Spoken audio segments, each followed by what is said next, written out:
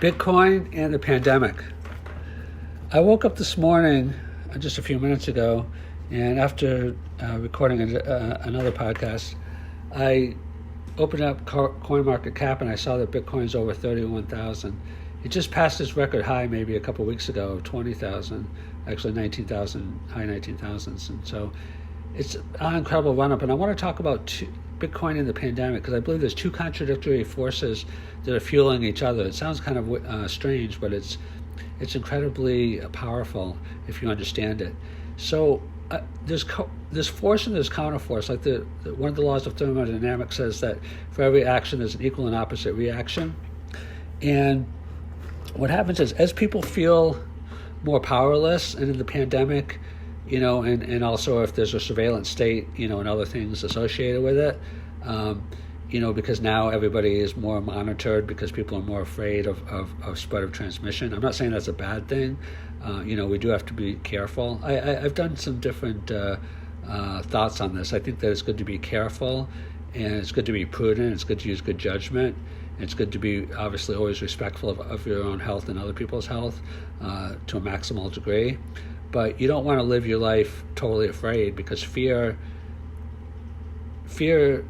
basically kills you. It kills your drive, it kills your spirit, and it kills your success. So as people feel like there's less and less that they can do, then they want to, fight back. Like I see a lot of podcasts where they say Bitcoin is fighting back, it's fighting against whatever they think they're fighting back against. If they think they're fighting the global elites, or they think they're fighting the global monetary system, or they think they're fighting, a certain government or a collection of governments. So as one gets stronger, the other gets strong. Like there's always an authoritarian principle that wants to kind of like clamp down and centralize things, and then there's always a spirit that wants to some people have talked about Freud talked about the life and the death instinct. This might be a little bit of a not exact analogy, obviously, but there's a tendency to build up and there's a tendency to destroy. Like even the Bible says there's a season for everything. I think the human spirit has two contradictory tendencies, and I'm just writing this down because it just popped into my head. And I think it's freedom versus security. People want to be secure, and that's why they agree to like surveillance and other things. Because our, life, liberty, and the pursuit of happiness is another one. It's like, being secure and being free are sometimes two different things. It's kind of like a job. Like you could be an entrepreneur, which is very scary, lack of security, but there's a lot of freedom. Or you could be an employee where every day, you're going to get paid. Like an employee, you don't know if you're going to get paid, like if the marketplace rejects you. So it's like there's tremendous insecurity. That's why they say being an entrepreneur is like eating broken glass, or Gary Vaynerchuk says being an entrepreneur is like getting punched in the face every day. But there's tremendous freedom. There's like tremendous upside, but there's like tremendous downside. Bitcoin is like that. Bitcoin has a lot more volatility because it's on the freedom mode.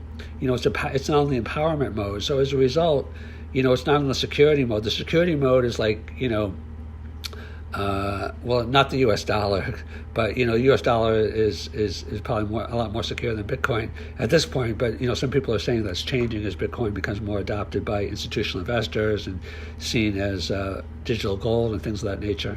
But anything that represents freedom, is more volatile. It has more of an upside and more of a downside. It's like being an entrepreneur. You can make, billions of dollars, or you could totally lose your shirt. And anything that's more stable, status quo, like traditional currencies. That's why disruptors like, Stripe and PayPal and things like that, they can have, Tesla, they can have big swings. People can be shorting them, to try to put them out of business, and some companies do get shorted out of business, most likely. Or they could be like for example, like Nikola and other things, they're basically like Tesla wannabes. They, excuse me, for good reason, they basically got almost shorted out of business because they don't live up to the hype. But anything that represents disruption, that represents freedom, that represents progress, is going to be more volatile.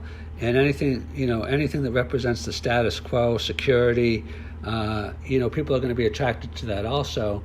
But it's going to be more stable. But things are stable until they're not, until there's a paradigm shift. Like they say, the amount of change is underestimated in the short term, but overestimated in the long term. And in the law of accelerating returns, like the Fortune 500 is turning over much, much more quickly. So it's like as Bitcoin becomes more powerful, then the governments want to clamp down on it more. As the governments want to clamp down on it more, people want to use it more. So it's kind of like they're playing off each other. Like as people, get more scared about their life in the pandemic, then they want to find things that will give them their power back. And a lot of people are attracted to Bitcoin for that reason. So the Bitcoin in the pandemic or surveillance or lack of control or whatever dynamic you focus on are kind of opposing forces. It's kind of like the freedom and security that I talked about. And as one gets stronger, the other gets stronger. So how does that play out in an endgame? It's kind of like Republicans and Democrats. Like you can have a stalemate for a long time. What happens is, like when you have a person like Trump, it makes his supporters stronger, but it also makes the opposition stronger, because when you have a polarized, and I don't mean that Trump is necessarily the only person that's polarizing, any person that has like really strong views, like, you could argue, is Trump more polarizing than Alexandria Cortez or whatever? It's kind of like anybody that has like real strong views on one end of the spectrum is going to, like I said, counterforce in terms of mentality. People are going to be attracted to like oppose it. And so it's like when Trump comes out, with his policies, then people are very motivated to try to stop him, that disagree with him. And when Alexandria Cortez comes out with her policies, people that disagree with her are very motivated to stop her politically. So it's kind of like, as Bitcoin gets so much strength, it's going to scare a lot of people. Like the expression in business, adapt or die. They're going to have to either try to, copy Bitcoin, co-opt it, disrupt it, kill it. As more pressure is put on Bitcoin and other cryptocurrencies and other forms of disruption, the people are going to get scared, like, they're trying to kill it. We have to fight back harder. We have to adopt it more. So it's going to be interesting to see how this plays out in terms of these competing forces.